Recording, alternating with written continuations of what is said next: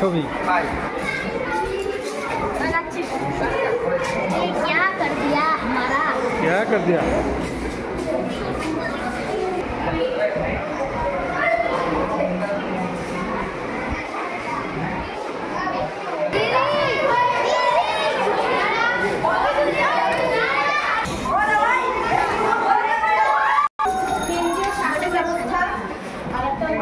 प्रादेशिक शासन व्यवस्था একটা পার্টিকুলার শাসন ব্যবস্থা বা নগর ব্যবস্থা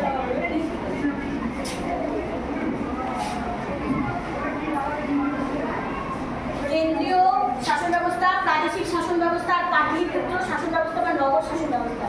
এই তিনটি ভাগে কিন্তু মৌর্য আমলের শাসন ব্যবস্থাকে তিন ভাগে ভাগ করা হয়।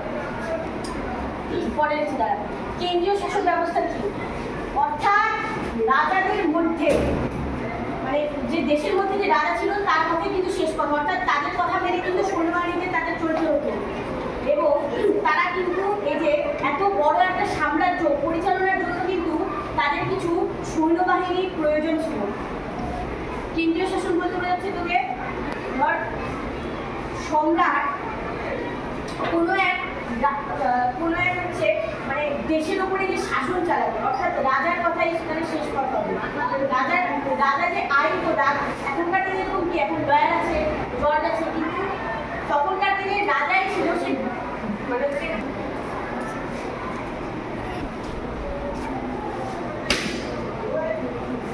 প্রাদেশিক শাসন কি প্রাদেশিক শাসন হলে আমি বলছি কতগুলি প্রদেশ নিয়ে একটি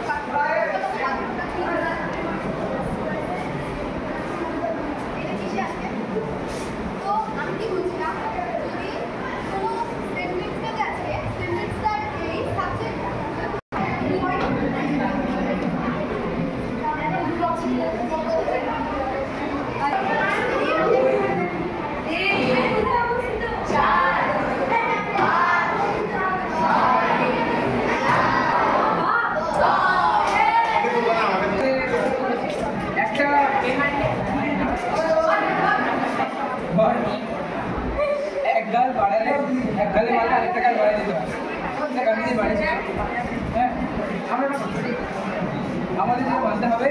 এটা হচ্ছে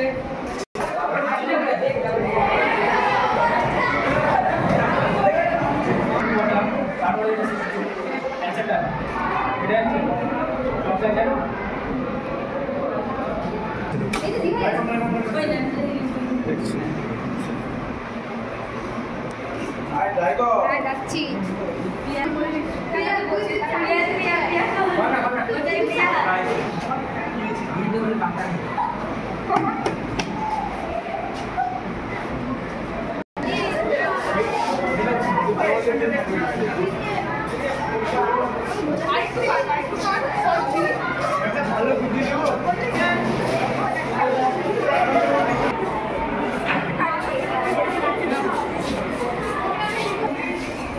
এসব